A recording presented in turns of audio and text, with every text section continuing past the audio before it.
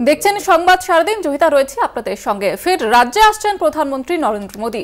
আজ জলপাইগুড়ি ধূপগুড়িতে সভা করবেন তিনি। 19 এপ্রিল লোকসভা ভোটের প্রথম দফায় রাজ্যের 3টি আসনে কোচবিহার, আলিপুরদুয়ার এবং জলপাইগুড়িতে ভোট রয়েছে। সেই সূচি বেড়েই গত বৃহস্পতিবারই আমরা দেখেছি কোচবিহারে সভা করে গিয়েছেন মোদী।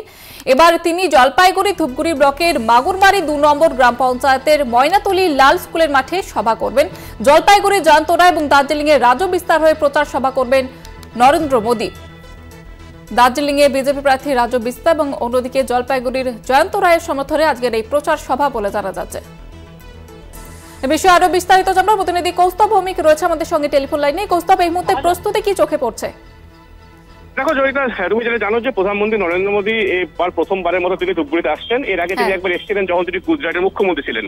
কাজে প্রধানমন্ত্রীর সভা ঘিরে জলপাইগুড়ি জেলা বিজেপির তরফ থেকে একটা চরম ব্যস্ততা এবং প্রশাসনিক যে সমস্ত কাজকর্ম সেগুলো লক্ষ্য করা যাচ্ছে।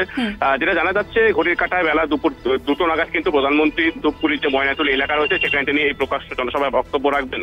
আর এই মুহূর্তে কিন্তু বিজেপির তরফ থেকে যে বিভিন্ন এলাকাগুলি রয়েছে, আমরা যেটা জানতে পেরেছিলাম যে জলপাইগুড়ি লোকসভা কেন্দ্রের 7টি বিধানসভা রয়েছে, সেই 7টি বিধানসভা এলাকা থেকে বিজেপি কর্মী সমর্থকদের এই সভাস্থলের উদ্দেশ্যে নিয়ে আসার কাজ করা হচ্ছে। এবং এই মুহূর্তে কিন্তু যারা বিজেপি কর্মী সমর্থক তারা কিন্তু সেই সভাস্থলের উদ্দেশ্যে যাচ্ছে। আমরা গতকাল কথা বলেছিলাম বিজেপি নেত্রীদের সাথে, তারা জানিয়েছিলেন যে 2 লক্ষের বেশি মানুষের জমায়েত হবে ওই এলাকায়। তোমাকে বলে রাখবো, প্রায় 100 বিঘার উপরে জমির উপরে কিন্তু এই সম্পূর্ণ সভাস্থল তৈরি করা হয়েছে এবং রাস্তার এক পাশে রাখা হয়েছে হেলিপ্যাড। কাজেই প্রচুর মানুষের সমাগম হবে, ভিড় হবে, এটা কিন্তু বিজেপি যার নেতৃত্ব তারা আশা করছেন। এবং দুপুর 2টো নাগাদ প্রধানমন্ত্রী সভাস্থলে আসতে চলেছেন। জয়িতা, একেবারে কৌস্তব, আমরা জানি যে হাতে গোনা আর কয়েকটা দিনের পরেই কিন্তু ভোট রয়েছে এবং ধন্যবাদ জানাবো তোমাকে। যেমনটা আপনাদের জানাচ্ছিলাম যে আজকে ধূপগুড়ির মাঠে সভা রয়েছে প্রধানমন্ত্রী নরেন্দ্র মোদীর। এর আগে আমরা দেখেছি যে বৃহস্পতিবার সভা করে গিয়েছেন তিনি এবং আজকের এই সভা থেকে কোন কোন বিষয়গুলি তুলে ধরেন সেদিকে নজর রয়েছে সকলের।